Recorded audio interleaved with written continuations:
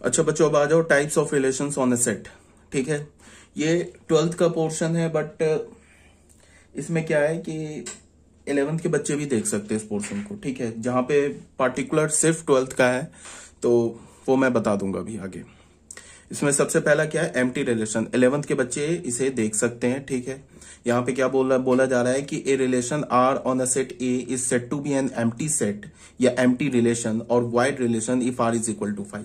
मतलब क्या है कि हमारे पास कोई सेट है। अच्छा, मैं ये बता दूं कि एम्प्टी रिलेशन जो होता है ना, वो 11th क्लास में एक्चुअल में क्या होता है कि वो दो सेट के बीच में होता है। एक सेट ए होगा, एक सेट बी होगा। फिर ए सेट का कोई भी एलिमेंट अगर बी सेट के किसी भी एलिमेंट से रिलेटेड नहीं है तो उसे हम क्या बोलते हैं, एम्प्टी सेट। यहाँ पे क्या है कि जो एम्प्टी रिलेशन है वो विद इन अ सेट है। विद इन अ सेट बोलने का मतलब सेट ए में है, तो इसे 11th के बच्चे भी देख सकते हैं, कोई प्रॉब्लम नहीं है। मतलब क्या है कि सेट ए का एलिमेंट खुद सेट ए के एलिमेंट से अगर रिलेटेड नहीं है, सेट ए का कोई भी एलिमेंट सेट ए के एलिमेंट से रिलेटेड नहीं है, तो उसे हम क्या बोलते हैं, एम्प्टी रिलेशन बोलते हैं। एम्प्टी रिलेशन को किससे हम रिप्रेजेंट करते हैं, 5 से। ठीक है, तो यहां पे क्या बोला जा रहा है कि A relation R on a set A is set to be an empty relation of void relation if R is equal to 5। मतलब रिलेशन क्या आ जाए, 5। रिलेशन के 5 आने का क्या मतलब है कि सेट ए का एलिमेंट अपने किसी भी एलिमेंट से रिलेटेड नहीं है, तो उसे हम क्या बोलेंगे, एम्प्टी रिलेशन। फॉर एग्जाम्पल देख लो, एक सेट हमने ए ले लिया, 2 4 6 ले लिया। अब एक रिलेशन हमने डिफाइन किया सेट ए से सेट ए में। ठीक है, तो रिलेशन क्या है कि the set of all A B such that small A belongs to capital A, और ये जो बी है ये भी बी कहां से एलिमेंट होगा, ए का ही होगा। Small B belongs to capital A and A square is equal to B. मतलब क्या होना चाहिए कि अगर पहले एलिमेंट का स्क्वायर दूसरे एलिमेंट के इक्वल है तो क्या हो जाएगा, वो दोनों एलिमेंट्स आपस में रिलेटेड होंगे। ठीक है, बट यहाँ पे एक्चुअल क्या है, 2 का स्क्वायर 4 के इक्वल है, तो 2 और 4 तो रिलेटेड होगा। तो इसको बच्चे ना क्यूब कर देना, ए स्क्वायर की जगह ना A cube, because A square is equal to B में क्या हो जाएगा कि जो 2 का स्क्वायर है ना, वो 2 का स्क्वायर तो 4 के इक्वल होता है, तो 2 और 4 क्या हो जाएगा, आपस में रिलेटेड हो जाएगा। तो 2 और 4 अगर रिलेटेड हो गया तो फिर ये एम्प्टी रिलेशन नहीं बचेगा। तो अगर मैंने A cube is equal to B कर दिया, अब किसी भी नंबर का स्क्वायर किसी भी नंबर का क्यूब दूसरे नंबर के इक्वल नहीं है। ठीक है, तो ये हमारा क्या होगा, एम्प्टी रिलेशन। इसका मतलब क्या है कि 2 2 से रिलेटेड नहीं है, 2 4 से नहीं है, 2 6 से नहीं है, 4 4 से नहीं है, 4 2 से नहीं, मतलब कोई भी एलिमेंट सेट ए का एक दूसरे से रिलेटेड नहीं है। तो अंडर दिस रिलेशन आर, तो हमारा क्या हो जाएगा, से ये जो रिलेशन है ये क्या हो जाएगा, एम्प्टी रिलेशन। ठीक है, तो clearly R is equal to 5 as no element of set A is related to any element of set A. तो अब आ जाते हैं यूनिवर्सल रिलेशन। यूनिवर्सल रिलेशन में क्या होता है कि जो रिलेशन होता है ना वो पूरा ए क्रॉस ए आ जाता है। अगर मैं यूनिवर्सल रिलेशन सेट ए में बोलूं तो हमारा रिलेशन क्या होगा, ए क्रॉस ए। अगर मैं यूनिवर्सल रिलेशन सेट ए से बी में बोलूं तो फिर हमारा यूनिवर्सल रिलेशन क्या हो जाएगा, ए क्रॉस बी। अगर मैं यूनिवर्सल रिलेशन सेट बी से सेट ए में बोलूं तो फिर क्या होगा, वो बी क्रॉस ए। तो यहां पे क्या बोला जा रहा है, A relation R on a set A is set to be universal relation on A if R is equal to A cross A. R क्या होना चाहिए, ए क्रॉस ए। मान लो सेट ए हमने ले लिया, सेट ए क्या ले लिया, 1 2 3। अब एक हमने रिलेशन लिया सेट ए से सेट ए में, क्या बोला, the set of all A B such that. यहाँ देखो बहुत बच्चों को क्या होती है, प्रॉब्लम होती है, उन्हें रिलेशन समझ में नहीं आता है। रिलेशन को ध्यान से देखो, इसको मैं क्या रीड कर रहा हूं, the set of all A B such that small A belongs to capital A, small B belongs to capital A. गलती कैसे हो रही है यार, small B belongs to capital A, because ये भी जो सेट है ना बच्चों, इसको करेक्ट कर लेना अपने पीडीएफ में। अगर तुमने पीडीएफ को नोटबुक में लिखा है ना, फिर भी इसे करेक्ट कर लेना। तो स्मॉल ए भी क्या होना चाहिए, बिकॉज ये रिलेशन सेट ए से सेट ए में है ना, तो जो रिलेशन के जो दो एलिमेंट्स होंगे वो दोनों तो सेट ए से आएंगे ना। तो small A belongs to capital A, small B belongs to capital A and A square plus B square is greater than 0 और इक्वल्स टू 0। तो ऑब्वियस ही बात है, यहाँ पे 1 1 से रिलेटेड है, 1 1 से रिलेटेड है। क्यों, बिकॉज 1 स्क्वायर प्लस 1 स्क्वायर क्या होगा, 2। 2 क्या हमारा पॉजिटिव नंबर है। ठीक है, 1 2 से भी रिलेटेड है, 1 3 से भी रिलेटेड है, फिर 2 1 से भी रिलेटेड है, 2 2 से भी रिलेटेड है, 2 3 से भी है, फिर 3 1 से भी है, 3 2 से भी है, 3 3 से भी है। मतलब कि ये जो रिलेशन आएगा ये पूरा ए क्रॉस ए आ जाएगा। ठीक है, देख लो ना, अगर मैं ए क्रॉस ए लिखूंगा तो ए क्रॉस ए क्या होगा हमारा, अगर मैं ए क्रॉस ए की बात करता हूं तो हमारा ए क्रॉस ए क्या होगा।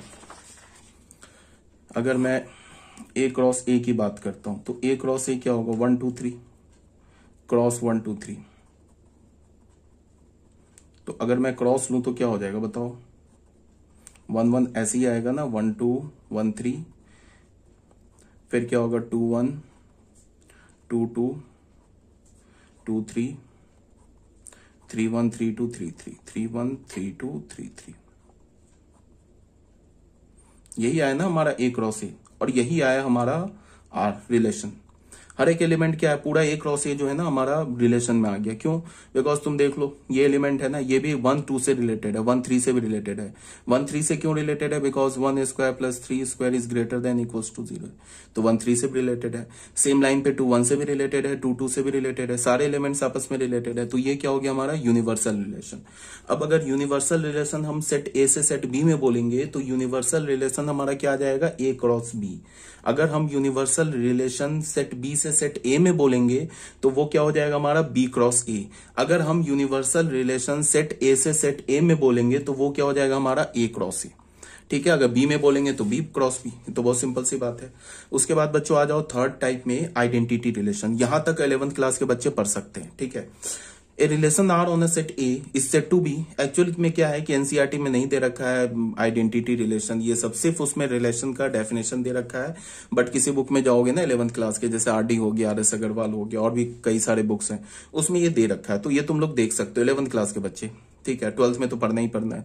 ए relation R on a set A is set to be an identity relation if every element of set A is related to itself only. यहाँ पे जो इंपॉर्टेंट है ना, इटसेल्फ ओनली, ये इंपॉर्टेंट है। कोई भी रिलेशन आर सेट ए में आइडेंटिटी रिलेशन तब कहलाएगा जब ए का सारा एलिमेंट सिर्फ खुद से रिलेटेड हो। समझ में आ रही है बात? आइडेंटिटी रिलेशन को हम क्या बोलेंगे, आई, और नीचे ए लिखेंगे। ए का क्या मतलब है, identity relation on set A. ये क्या हो जाएगा, the set of all order pair A comma A such that A belongs to A. जैसे फॉर एग्जाम्पल देखो, हमने क्या ले लिया, 1 2 3 एक सेट ले लिया, एक आइडेंटिटी रिलेशन हमने लिया सेट ए में। तो सेट ए में आइडेंटिटी रिलेशन लिया तो क्या होना चाहिए, सिर्फ 1 1 से रिलेटेड होना चाहिए, 2 2 से रिलेटेड होना चाहिए, 3 3 से रिलेटेड होना चाहिए। अगर 1 2 से रिलेटेड हो गया या 2 3 से रिलेटेड हो गया तो फिर वो आइडेंटिटी रिलेशन नहीं बचा। सिर्फ सारे एलिमेंट खुद से रिलेटेड होने चाहिए। तो 1 1 से, 2 2 से, 3 3 से, तो ये आइडेंटिटी रिलेशन है। अब देखो यहाँ 1 1 से भी है, 2 2 से भी है, 3 3 से भी है, बट 1 3 से भी है। तो 1 के 3 से होने का क्या मतलब हो गया कि फिर वो आइडेंटिटी रिलेशन नहीं बचा। समझ रहे हो बात को? क्यों नहीं बचा? बिकॉज 1 क्या हो गया, 3 से रिलेटेड हो गया। तो 1 जैसे ही 3 से रिलेटेड हो गया तो ये आइडेंटिटी रिलेशन नहीं बचा। तो आइडेंटिटी रिलेशन में क्या होना चाहिए, every element should be related to itself only. ये इंपॉर्टेंट है, समझना है। देखो 1 3 belongs to R but 1 is not equal to 3, इसीलिए आइडेंटिटी रिलेशन नहीं हुआ।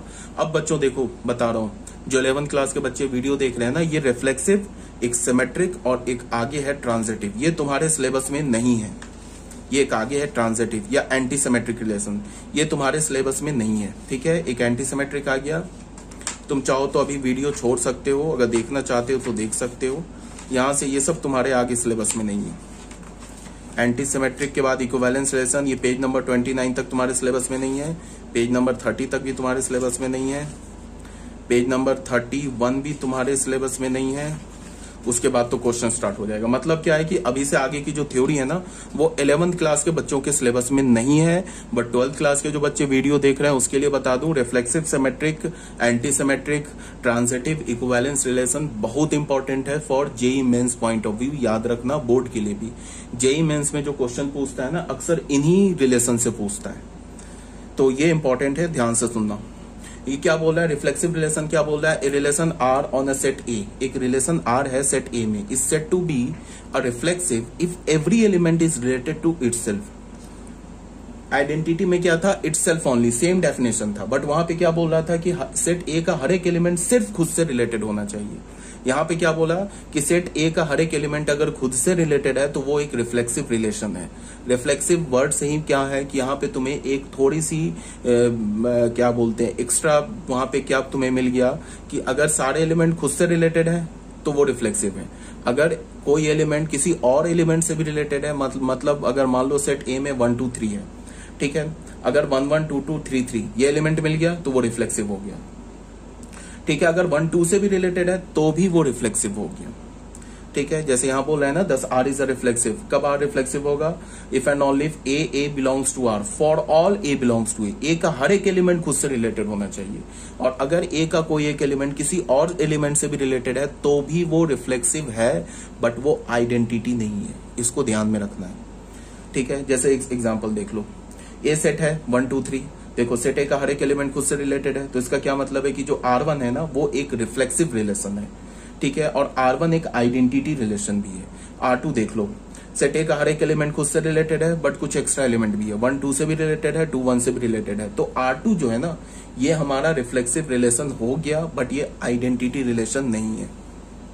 R3 में आ जाओ, देखो 1 1 तो है, 2 2 तो है, और बट 3 3 नहीं है, तो ये जो रिलेशन है ना ही ये रिफ्लेक्सिव है ना ही ये आइडेंटिटी रिलेशन है। तो यहाँ पे क्या बोला जा रहा है? Clearly R1 is both reflexive as well as an identity relation. R1 क्या हमारा रिफ्लेक्सिव भी आइडेंटिटी रिलेशन है, R2 is reflexive but not an identity relation, and R3 is neither reflexive nor identity relation. ठीक है, note में क्या बोला जा रहा है कि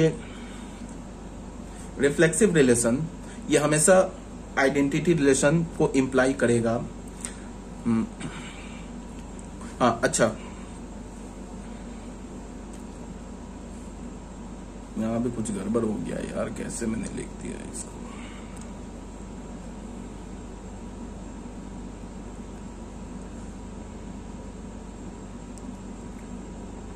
ठीक है, रिफ्लेक्सिव रिलेशन जो है ना वो आइडेंटिटी रिलेशन को ये हटा देना बच्चों, थोड़ा ना अपने पीडीएफ में करेक्ट कर लेना। रिफ्लेक्सिव रिलेशन जो होता है ना वो हमेशा आइडेंटिटी रिलेशन को इंप्लाई नहीं करता है, याद रखना, बट आइडेंटिटी रिलेशन हमेशा रिफ्लेक्सिव रिलेशन होता है। बट रिफ्लेक्सिव आइडेंटिटी हो भी सकता है, नहीं भी हो सकता है। जैसे इस केस में देख लो, ये रिफ्लेक्सिव भी है और आइडेंटिटी भी है। ये R2 क्या हमारा रिफ्लेक्सिव तो है बट आइडेंटिटी नहीं है। तो reflexive relation does not imply identity relation, but identity relation always imply reflexive relation. बच्चों तो इसको करेक्ट कर लेना। ठीक है, तो ये बात आई थिंक समझ में आ गई होगी आपको। अब आ जाओ 5th पॉइंट में, सिमेट्रिक रिलेशन। सिमेट्रिक रिलेशन में क्या बोला जा रहा है कि A relation R on a set A is said to be a symmetric relation if, अगर ए बी से रिलेटेड है इंप्लाई बी ए से रिलेटेड है, whenever A related to B then B related to A. देखो यहाँ पे ये जो इफ है ना ये इंपॉर्टेंट है। यहाँ ये क्या बोल रहा है कि एक रिलेशन आर सेट ए में सिमेट्रिक तब कहलाएगा जब ए, इफ अगर ए बी से रिलेटेड है तो बी को ए से रिलेटेड होना होगा। ठीक है, अगर ए बी से रिलेटेड नहीं है तो फिर हम बी को ए से रिलेटेड नहीं खोजेंगे। मीन्स क्या है कि इफ अगर ए बी से रिलेटेड है तो फिर बी को ए से रिलेटेड होना होगा, बट अगर ए बी से रिलेटेड ही नहीं है तो फिर हम बी को ए से रिलेटेड नहीं खोजेंगे। मीन्स क्या होगा कि हमारा जो रिलेशन होगा ना वो सिमेट्रिक हो जाएगा। सिमेट्रिक कब नहीं होगा? मान लो 2,3 तुम्हें रिलेशन में मिल गया बट 3,2 नहीं मिला, तब वो सिमेट्रिक नहीं होगा। बट अगर तुम्हें 2,3 दिख ही नहीं रहा है तो फिर 3,2 हम नहीं खोजेंगे, तब वो सिमेट्रिक हो जाएगा। समझ रहे हो बात को? तो यहाँ पे क्या बोला जा रहा है कि relation R on a set A is said to be symmetric if, अगर ए बी से रिलेटेड हो और बी ए से रिलेटेड नहीं हो तब वो सिमेट्रिक नहीं कहलाएगा, और अगर ए बी से रिलेटेड हो और बी ए से भी रिलेटेड हो तब वो क्या हो जाएगा? सिमेट्रिक कहला जाएगा for all A and B. ठीक है, तो ये बात आ गई। जैसे ये that is A B belongs to R imply B A belongs to R for all A B belongs to A. For example देख लो, सेट ए हमारा दे रखा है, एक रिलेशन दे रखा है 1,2 2,1, तो देखो 1 2 मिल रहा है ना रिलेशन में, और 2 1 भी मिल रहा है, तो ये हमारा क्या हो गया? रिफ्लेक्सिव हो गया, सॉरी सिमेट्रिक हो गया। यहाँ देखो 1 2 भी है, 2 1 भी है, फिर 1 3 भी है, 3 1 भी है। ठीक है, 1 1 भी है तो 1 1 से रिलेटेड है, तो उल्टा क्या होगा? फिर 1 1 से रिलेटेड है, वो खुद यही है, तो R2 भी हमारा सिमेट्रिक हो गया।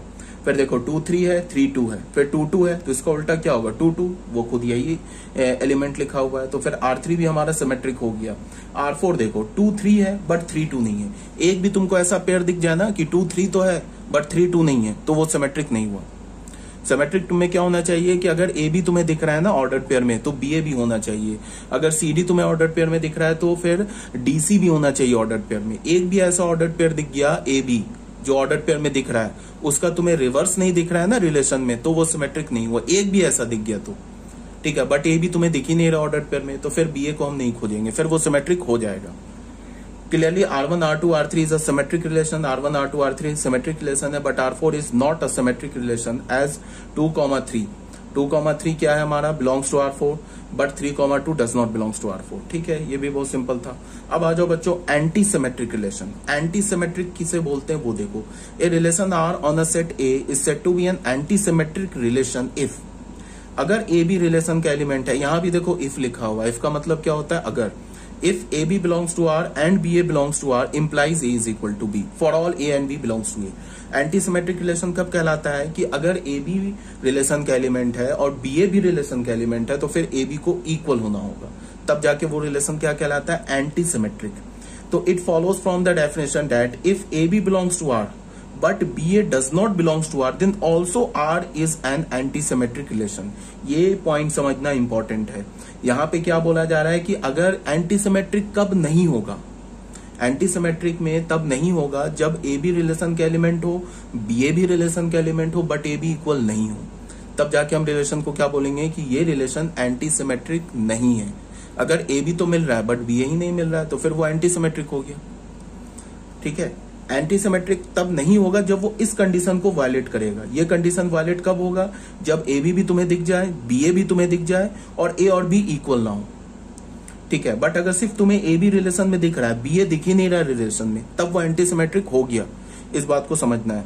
जैसे फॉर एग्जाम्पल देखो 1 2 3 है, इसमें तुम्हें 1 2 दिख रहा है और यहाँ पे क्या दिख रहा है, 2 1 नहीं दिख रहा है ना, फिर 1 3 दिख रहा है, 3 1 नहीं दिख रहा है, 1 1 दिख रहा है, 1 1 दिख रहा है, फिर इसका उल्टा 1 1 भी है और 1 1 आपस में इक्वल है, तो ये R1 एंटी सिमेट्रिक है।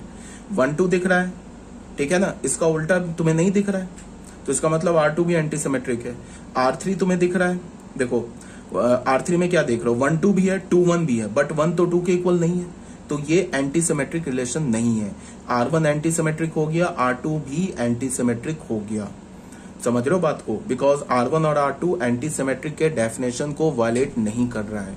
क्यों, बिकॉज 1 2 तो है बट 2 1 है ही नहीं। ठीक है ना, तो इसमें एंटी सिमेट्रिक में क्या बोल रहा है कि अगर ए बी भी तुम्हें दिख जाए, बी ए भी तुम्हें दिख जाए, बट ए और बी इक्वल ना हो, तब वो क्या हो जाएगा, एंटी सिमेट्रिक रिलेशन। ए और बी इक्वल ना हो तब वो एंटी सिमेट्रिक रिलेशन नहीं होगा।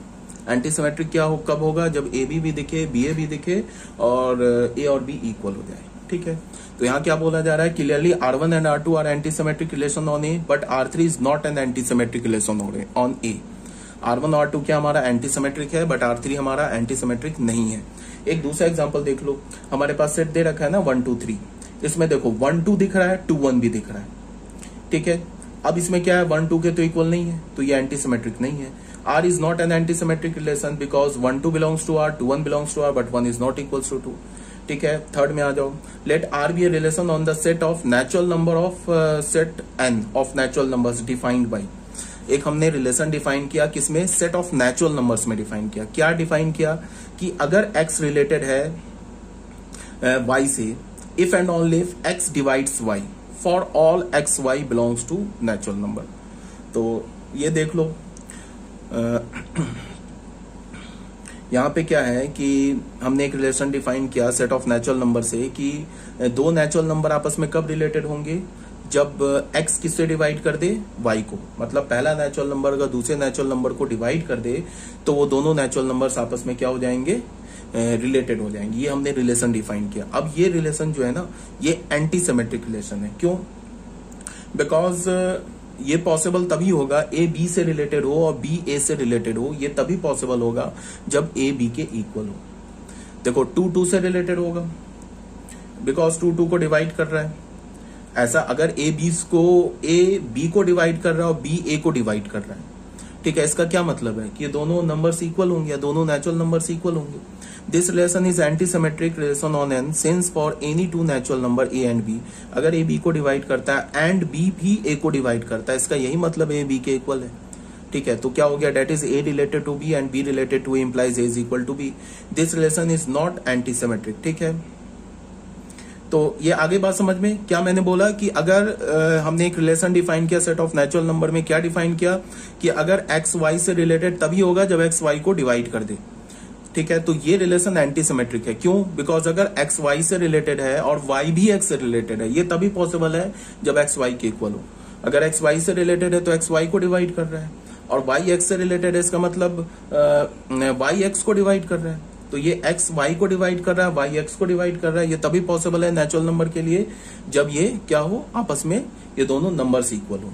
अब यही बात बोला जा रहा है कि हमने तो नेचुरल नंबर पे ये डिफाइन किया ना, अब मैं क्या बोल रहा हूं कि ये अगर मैंने नेचुरल नंबर को इंटीजर बना दूं तो फिर ये एंटी सिमेट्रिक नहीं बचेगा।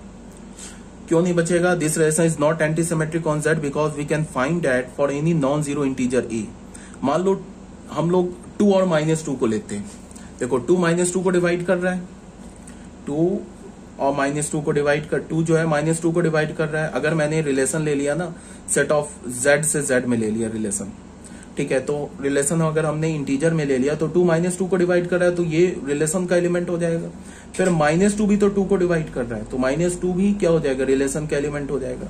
बट 2 और -2 तो इक्वल नहीं है आपस में, तो इसका क्या मतलब है कि ये रिलेशन सेट ऑफ इंटीजर्स पर एंटी सिमेट्रिक नहीं है। ठीक है, कौन सा रिलेशन? ये वाला relation, x related to y if and only if x divides y।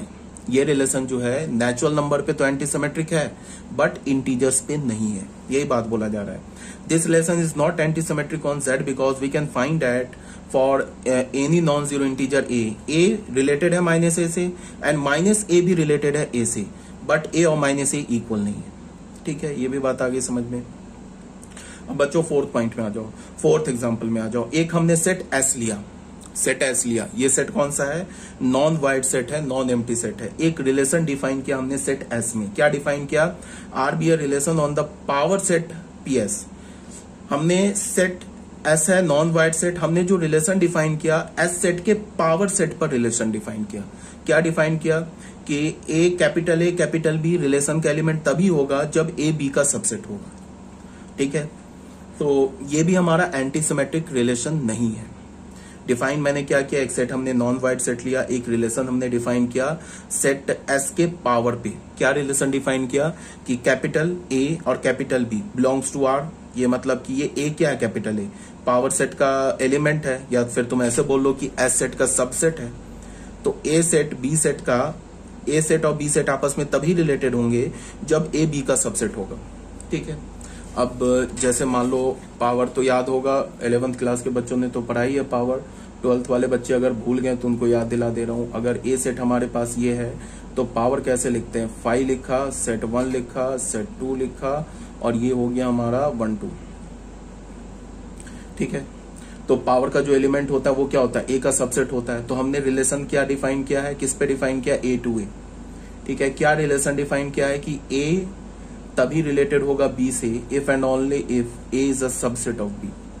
ठीक है, तो अगर A B का सबसेट है तो इस बात की गारंटी थोड़े ना कि B भी A का सबसेट हो जाएगा। ठीक है, तो ऐसा A B का सबसेट है तो क्या होगा? इस बात की गारंटी तो नहीं है कि B भी A का सबसेट हो जाएगा। तो हाँ, अगर A B का सबसेट है और B भी A का सबसेट है तो इसका क्या मतलब है? A और B रिलेशन का एलिमेंट नहीं बेटा, ये हो जाएगा, ये जो है ना ये एंटी सिमेट्रिक हो जाएगा। ठीक है, क्यों एंटी सिमेट्रिक हो जाएगा? बिकॉज A अगर B का, A और B आपस में रिलेटेड है और B और A भी आपस में रिलेटेड है, तो इसका क्या मतलब है? A B का सबसेट है, B A का सबसेट है, तो फिर क्या हो जाएगा? A B के इक्वल हो जाएगा, तो ये एंटी सिमेट्रिक हो जाएगा।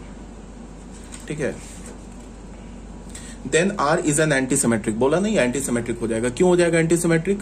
बिकॉज क्या बोला है कि रिलेशन में क्या बोला है कि सेट A अगर सेट B का, सेट A और सेट B आपस में रिलेटेड है तो क्या होना चाहिए? A B के सबसेट के इक्वल होना चाहिए। तो अगर A B आपस में रिलेटेड है और B A भी आपस में रिलेटेड है तो इसका क्या मतलब है? A B का सबसेट है, B A का सबसेट है, तो फिर दोनों सेट इक्वल है, तो ये एंटी सिमेट्रिक हो गया। ठीक है, अब आ जाओ बच्चों नोट 1 में। नोट 1 में क्या बोला जा रहा है कि the identity relation on set A is an anti symmetric relation. Identity relation जो होता है ना सेट A में, किसी भी सेट A का जो आइडेंटिटी रिलेशन होता है वो हमेशा एंटी सिमेट्रिक होता है, ये याद रखना है। क्यों ऐसे तुम देख लो, अगर हमने मान लो सेट A ले लिया, 1 2 3 ले लिया, तो इसमें आइडेंटिटी रिलेशन क्या हो जाएगा? 1 1 2 2 और 3 3, यही हो गया ना आइडेंटिटी रिलेशन। ठीक है, तो ये क्या हमारा एंटी सिमेट्रिक रिलेशन है। क्यों? बिकॉज 1 1 से रिलेटेड है, 2 2 से रिलेटेड है। तो 1 1 से रिलेटेड है तो तुम ऐसे भी बोल सकते हो कि 1 1 से रिलेटेड है एंड 1 1 से रिलेटेड है और 1 1 इक्वल है आपस में, ठीक है। 2 2 से रिलेटेड है एंड 2 2 से रिलेटेड है और 2 2 इक्वल है आपस में, तो एंटी सिमेट्रिक रिलेशन हो गया, ठीक है। तो आइडेंटिटी रिलेशन किसी भी सेट में क्या होता है, एंटी सिमेट्रिक होता है, ठीक है। दूसरा एग्जांपल क्या बोला जा रहा है, the universal relation on a set A containing at least 2 elements is not an anti symmetric relation, ठीक है। अगर हमारे पास कोई ए सेट में यूनिवर्सल रिलेशन है और उसमें कम से कम 2 एलिमेंट है, तो वो कभी भी एंटी सिमेट्रिक नहीं हो सकता। क्यों नहीं हो सकता? Because A is not equals to B in A. अगर ए और बी आपस में इक्वल नहीं है, then A related to B and B related to A under universal relation will imply A is equal to B but A is not equals to B. मतलब क्या है इसका, ये तुम देखो, मान लो कि एक सेट है जिसमें कम से कम 2 एलिमेंट है, 2 डिफरेंट एलिमेंट है 1 2, तो अगर हम यूनिवर्सल रिलेशन की बात करेंगे तो क्या हो जाएगा, 1 1 1 2 2 1 2 2, ये हो गया हमारी यूनिवर्सल रिलेशन। ये एंटी सिमेट्रिक नहीं हो सकता। क्यों? बिकॉज देखो 1 2 के इक्वल है, 2 1 के इक्वल है, बट 1 और 2 आपस में इक्वल नहीं है, तो ये एंटी सिमेट्रिक नहीं हो सकता। इसीलिए बात को बोला जा रहा है क्या, कि universal relation on a set A containing at least 1 element, universal relation set A में जिसमें कम से कम 2 एलिमेंट है, वो कभी भी एंटी सिमेट्रिक नहीं हो सकता है, ठीक है। ये बात समझ में आ गई होगी। अब थर्ड पॉइंट में क्या है, A relation which is not symmetric is not necessary anti symmetric, ठीक है। अगर हमारे पास कोई रिलेशन सिमेट्रिक नहीं है, तो ऐसा नहीं है कि सिमेट्रिक को हम एंटी सिमेट्रिक बोल देंगे। ऐसा भी हो सकता है कि सिमेट्रिक रिलेशन नहीं हो और एंटी सिमेट्रिक भी नहीं हो। ये भी हो सकता है कि सिमेट्रिक भी हो और एंटी सिमेट्रिक भी हो, ठीक है। सिमेट्रिक और एंटी सिमेट्रिक, इसका कोई, ये सिमेट्रिक और एंटी सिमेट्रिक कोई आपस में ये नहीं है, इनवर्स नहीं है, ठीक है। जैसे एग्जांपल देख लो, सेट हमारे पास ए दे रखा 1 2 3, एक रिलेशन हमने डिफाइन किया 1 2 2 1 2 3, तो ये हमारा क्या हो गया, सिमेट्रिक रिलेशन हो गया। क्यों? बिकॉज 1 2 है 2 1 है, ठीक है। अगर 1 2 हमें दिख गया तो 2 1 भी दिख गया। अच्छा सॉरी, 2 3 दिख रहा है बट 3 2 नहीं दिख रहा है, तो ये सिमेट्रिक नहीं है। क्या है ये? सिमेट्रिक नहीं है, और सिमेट्रिक भी नहीं है और एंटी सिमेट्रिक भी नहीं है। क्यों एंटी सिमेट्रिक नहीं है? बिकॉज 1 2 है, 2 1 भी है, बट 1 2 के इक्वल नहीं है।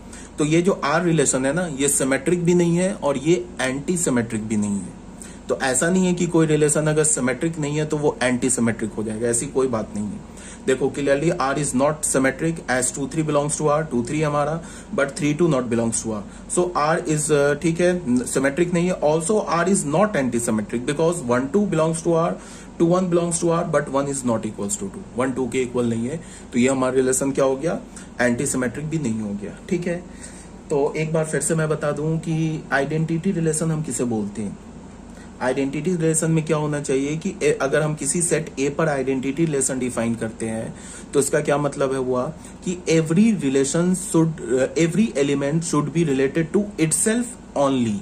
अगर मान लो हमारे पास सेट ए है, कैपिटल ए, उसमें 1 2 3 3 एलिमेंट्स है, और सेट ए में अगर हमने आइडेंटिटी रिलेशन डिफाइन किया तो क्या होना चाहिए कि 1 1 से रिलेटेड होना चाहिए, 2 2 से रिलेटेड होना चाहिए, 3 3 से रिलेटेड होना चाहिए, बस इससे ज्यादा कुछ नहीं दिखना चाहिए। इससे ज्यादा अगर 1 किसी और नंबर से रिलेटेड हो जाए तो फिर वो आइडेंटिटी नहीं बचेगा। रिफ्लेक्सिव में क्या है कि सारे एलिमेंट को सिर्फ खुद से रिलेटेड होना चाहिए, बस ये देखना है। अगर कुछ एलिमेंट किसी और एलिमेंट से भी रिलेटेड है तो वो रिफ्लेक्सिव हो जाएगा बट आइडेंटिटी नहीं होगा, ठीक है। अगर मान लो सेट ए है जिसमें 1 2 3 एलिमेंट है, 1 1 भी दिख गया, 2 2 भी दिख गया, 3 3 भी दिख गया, और 1 4 भी दिख गया, 2 4 भी, ये सॉरी 4 तो है ही नहीं, 1 3 भी दिख गया, 2 3 भी दिख गया, ठीक है, 1 3 2 3 ये सब दिख रहा है, तो भी वो रिफ्लेक्सिव हो जाएगा बट आइडेंटिटी नहीं होगा। तो यहां से हमें क्या पता चला कि आइडेंटिटी रिलेशन हमेशा रिफ्लेक्सिव रिलेशन को इंप्लाई करता है, but reflexive relation identity relation हो भी सकता है और नहीं भी हो सकता है। तो ये हो गया रिफ्लेक्सिव की बात और आइडेंटिटी की बात। अब आ जाओ सिमेट्रिक में। सिमेट्रिक में क्या बोला, इफ ए बी अगर रिलेशन का एलिमेंट है, अगर ए बी तुम्हारे पास रिलेशन का एलिमेंट है तो बी ए को भी होना चाहिए, सारे ए बी के लिए भी। अगर हमें कोई भी एक ऐसा ऑर्डर पेयर मिल गया जिसमें ए बी तो रिलेशन का एलिमेंट है बट बी ए रिलेशन का एलिमेंट नहीं है, तो वो सिमेट्रिक नहीं होगा। सारे में देखना, पूरे रिलेशन में देखना, एक भी ऑर्डर पेयर अगर हमें ऐसा मिल गया जिसमें ए बी तो रिलेशन का एलिमेंट आ रहा है बट बी ए रिलेशन का एलिमेंट नहीं आ रहा है, तो वो सिमेट्रिक रिलेशन नहीं बचा। उसके बाद क्या बोला मैंने, एंटी सिमेट्रिक। एंटी सिमेट्रिक में क्या बोला कि इफ, यहां भी इफ है, इफ ए बी रिलेशन का एलिमेंट है एंड बी ए भी रिलेशन का एलिमेंट है, ए बी भी दिख रहा है एंड बी ए भी दिख रहा है, तो फिर ए और बी को इक्वल होना होगा। बट अगर तुम्हें ए बी तो रिलेशन में मिल रहा है बट बी ए दिख ही नहीं रहा है, तो फिर भी वो एंटी सिमेट्रिक हो गया। एंटी सिमेट्रिक कब नहीं होगा? जब ए भी तुम्हें दिख जाए, बी ए भी दिख जाए और ए और बी इक्वल ना दिखे, तब हम क्या बोलेंगे? वो रिलेशन एंटी सिमेट्रिक नहीं है। तो यहां तक हो गया हमारे। हमने अभी क्या क्या पढ़ा? एक तो एम्प्टी रिलेशन पढ़ा, फिर आइडेंटिटी रिलेशन पढ़ा, फिर हमने क्या पढ़ा? रिफ्लेक्सिव रिलेशन पढ़ा, फिर हमने सिमेट्रिक रिलेशन पढ़ा, फिर हमने एंटी सिमेट्रिक रिलेशन पढ़ा। अब हमारे पास 7th रिलेशन है, दैट इज ट्रांजिटिव रिलेशन।